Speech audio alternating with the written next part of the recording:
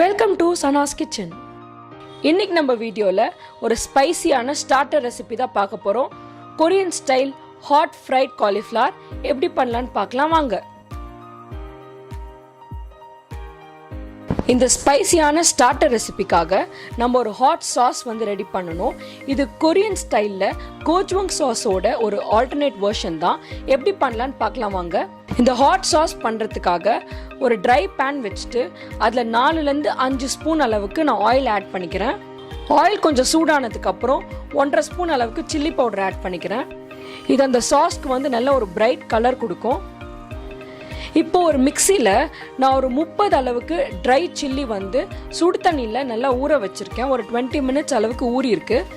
இதில் கொஞ்சமாக தண்ணி ஊற்றிட்டு அந்த 30 ஊறின ட்ரை சில்லியுமே நம்ம நல்லா ஒரு பேஸ்ட் மாதிரி அரைச்சி எடுத்துருக்கோம். நிறைய தண்ணி ஊற்ற வேண்டாம், இது நல்ல ஒரு பேஸ்ட் மாதிரி இருக்கணும். இப்போ இந்த அரைச்ச பேஸ்ட்டை இந்த சூடான ஆயிலில் ஆட் பண்ணிக்கலாம். இந்த ட்ரை சில்லி பேஸ்ட்டை இந்த சூடான ஆயிலோட நல்லா மிக்ஸ் பண்ணி விட்டுருங்க. ஒரு 3லேருந்து 4 நிமிஷம் இது நல்லா கொதி வரட்டும். அந்த பேஸ்ட்ல இருக்க தண்ணி தன்மைலாம் நல்லா இவாப்ரேட் ஆகிடும். இந்த மாதிரி தண்ணி கொஞ்சம் இவாப்ரேட் ஆனதுக்கு அப்புறம் 1 ஸ்பூன் அளவுக்கு டார்க் சோயா சாஸ் ஆட் பண்ணிக்கிறேன். 1 ஸ்பூன் அளவுக்கு வினிகர் ஆட் பண்ணிக்கிறேன். 1 ஸ்பூன் அளவுக்கு கெச்சப் ஆட் பண்ணிக்கிறேன். இப்போ இது கூட 1/2 ஸ்பூன்லேருந்து 3/4 ஸ்பூன் அளவுக்கு சுகர் ஆட் பண்ணிக்கிறேன். கொஞ்சமாக சால்ட் ஆட் பண்ணிக்கிறேன். இதெல்லாம் ஆட் பண்ணி நல்லா கலந்து விட்டுருங்க. இந்த மாதிரி ஹாட் சாஸை நீங்கள் ப்ரிப்பேர் பண்ணி ஃப்ரிட்ஜில் கூட வச்சு யூஸ் பண்ணிக்கலாம். 1 மந்த் அளவுக்கு இது கெட்டு போகாது. என்ன ஸ்டார்டர் ரெசிபி இல்லை சைட் டிஷ் ரெசிபிக்கெலாம் உங்களுக்கு இன்னும் கொஞ்சம் ஸ்பைஸியாக வேணும்னா இந்த சாஸை 1 ஸ்பூன் அளவுக்கு உங்களோட டிஷ்ஷஸில் நீங்கள் ஆட் பண்ணிக்கலாம். இந்த சாஸ்லாம் ஆட் பண்ணதுக்கப்புறம் ஒரு 3லேருந்து 4 நிமிஷம் இது நல்லா சுண்டி வரட்டும். தண்ணியெலாம் எதுவுமே ஆட் பண்ண வேண்டாம். 3 to 4 மினிட்ஸ்க்கு அப்புறம் பார்த்தீங்கன்னா ஆயிலெலாம் நல்லா பிரிஞ்சு ஒரு தொக்கு மாதிரி வந்திருக்கு பாருங்கள். இந்த ஸ்டேஜில் நம்மளோட ஹாட் சாஸ் ரெடி ஆயிடுச்சு. இது கொரியன் ஸ்டைல் கோஜ்வங் சாஸோட ஒரு ஆல்டர்னேட் வெர்ஷன் தான். இப்போது ஃப்ரைட் காலிஃப்ளவருக்காக ஒரு ஃபுல் காலிஃப்ளவரை சின்ன சின்ன ஃப்ளாரெட்ஸாக இந்த மாதிரி கட் பண்ணி வச்சுருக்கேன். இது நல்லா கொதிக்கிற தண்ணியில் பார்பாயில் பண்ணியிருக்கேன். தண்ணியில் கொஞ்சமாக மஞ்சள் தூள் போட்டு இதை நல்லா பார்பாயில் பண்ணி எடுத்துருக்கலாம் ஒரு 50% அளவுக்கு. இப்போ இந்த காலிஃப்ளவரை ஒரு பவுலில் ஆட் பண்ணிவிட்டு நான் 1.5 ஸ்பூன் அளவுக்கு சில்லி பவுடர், கொஞ்சமாக சால்ட், 1 ஸ்பூன் அளவுக்கு கெச்சப், 1 ஸ்பூன் அளவுக்கு வினிகரும் ஆட் பண்ணிக்கிறேன். 1 ஸ்பூன் அளவுக்கு டார்க் சோயா சாஸ் ஆட் பண்ணிக்கிறேன். இப்போ இது கூட 2 ஸ்பூன் அளவுக்கு நான் கார்ன்ஃப்ளவர் மாவு ஆட் பண்ணிக்கிறேன். கொஞ்சமாக மிக்ஸ்ட் ஹர்ப்ஸ் ஆட் பண்ணிக்கலாம். இது நம்ம ஃப்ரை பண்ண போகிறதுனால நிறைய தண்ணியெல்லாம் ஊற்ற வேண்டாம். இந்த சாஸஸே இந்த காலிஃப்ளவர் மேலே இந்த ட்ரை மசாலாலாம் ஒட்டுற அளவுக்கு வந்துடும்.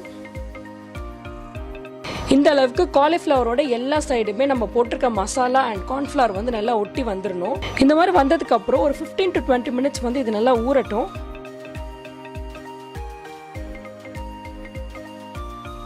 இப்போ ஒரு கடாயில் எண்ணெய் வச்சு அதை நல்லா சூடு பண்ணிக்கலாம். ரொம்ப ஹை ஃப்ளேம் வேணாம், ஒரு மீடியம் ஃப்ளேமில் எண்ணெய் நல்லா சூடானதுக்கப்புறம் நம்ம ஊற வச்சிருக்க காலிஃப்ளவர்லாம் ஃப்ரை பண்ணி எடுத்துக்கலாம். இந்த காலிஃப்ளவர்லாம் ஆல்ரெடி 50% நான் பார்பாயில் பண்ணி வச்சுருக்கேன். ஸோ ஒரு 2 to 3 மினிட்ஸ் இது நீங்கள் ஃப்ரை பண்ணி எடுத்தாலே போதும். மீடியம் ஃப்ளேமில் ஸ்லோவாக இதை ஃப்ரை பண்ணி எடுக்கிறப்ப ரொம்ப நேரத்துக்கு இது நல்லா கிறிஸ்பியாக இருக்கும். நான் இந்த காலிஃப்ளவரில் ஒரு தடவை தான் ஃப்ரை பண்ணி எடுத்திருக்கேன். உங்களுக்கு ரொம்ப நேரம் இன்னும் கிறிஸ்பியாக இருக்கணும் அப்படின்னா நீங்கள் 2 தடவை கூட இதை ஃப்ரை பண்ணி எடுத்துக்கலாம்.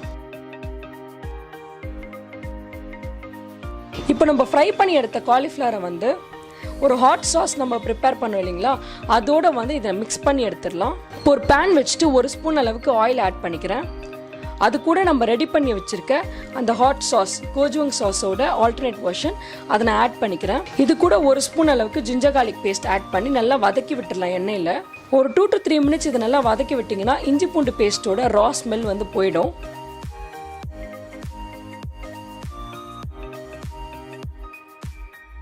இப்போ இந்த சாஸ் அடிப்பிடிக்காமல் இருக்கிறதுக்காக ஒரு 2லேருந்து 3 ஸ்பூன் அளவுக்கு நான் தண்ணி ஆட் பண்ணிக்கிறேன்.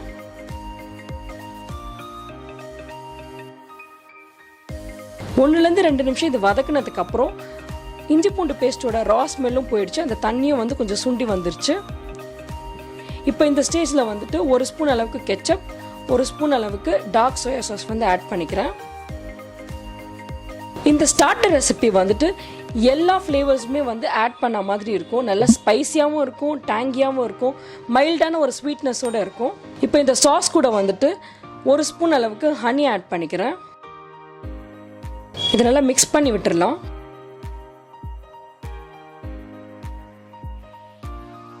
இப்போ இந்த சாஸ்க்கு தேவையான அளவுக்கு கொஞ்சமாக சால்ட் ஆட் பண்ணிக்கிறேன். 1 ஸ்பூன் அளவுக்கு பெப்பர் பவுடர் ஆட் பண்ணிக்கிறேன். இதை மிக்ஸ் பண்ணிவிட்டு இப்போ இந்த சாஸை வந்து நம்ம டைல்யூட் பண்ணணும், பட் ரொம்ப தண்ணியாகிடக்கூடாது.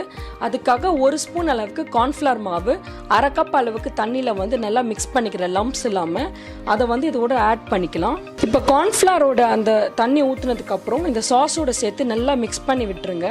ஒரு சாஸ் கன்சிஸ்டன்சி வரதுக்காக இன்னும் கொஞ்சமாக நான் தண்ணி ஆட் பண்ணிவிட்டு ஒரு 2லேருந்து 3 நிமிஷம் இந்த சாஸ் வந்து கொஞ்சம் கொதி வரட்டும். அப்போ தான் கரெக்டான கன்சிஸ்டன்சியில் வரும். இப்போ பாருங்கள், நம்மளோட ஹாட் சாஸ் வந்து ரெடி ஆயிடுச்சு. இந்த ஸ்டேஜில் வந்து நம்ம ஃப்ரை பண்ணி வச்சுருக்க காலிஃப்ளவரை வந்து போட்டு நல்லா மிக்ஸ் பண்ணிடலாம். நீங்கள் காலிஃப்ளவர் வந்து டபுள் ஃப்ரை பண்ண போகிறீங்கன்னா இந்த சாஸ் ரெடி பண்ணதுக்கப்புறம் ஒரு தடவை ஃப்ரை பண்ணி அதை அப்படியே எடுத்து இந்த சாஸில் நீங்கள் ஆட் பண்ணி மிக்ஸ் பண்ணிடலாம்.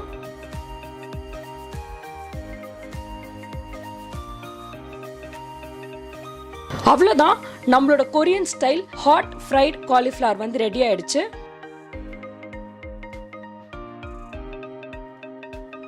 இது மேலே வந்து கொஞ்சமாக வந்து ஒயிட் செசமி சீட்ஸ் வந்து நான் ஆட் பண்ணிக்கிறேன். நல்லா கிறிஸ்பியாக, ரொம்ப ஸ்பைசி, டேங்கி அண்ட் மைல்ட் ஸ்வீட்னஸோட நம்மளோட ஸ்பைசியான ஸ்டார்டர் ரெடி ஆயிடுச்சு. நீங்களும் இதை வீட்டில் ட்ரை பண்ணி பார்த்துட்டு உங்கள் ஃபீட்பேக்கை வந்து கமெண்ட்ஸில் சொல்லுங்கள். Happy cooking! இந்த ரெசிபி பிடிச்சிருந்துச்சுன்னா லைக் பண்ணுங்கள், ஃப்ரெண்ட்ஸ் அண்ட் ஃபேமிலியோட ஷேர் பண்ணுங்கள், என்னோட சேனலை சப்ஸ்கிரைப் பண்ணுங்கள். தேங்க்யூ.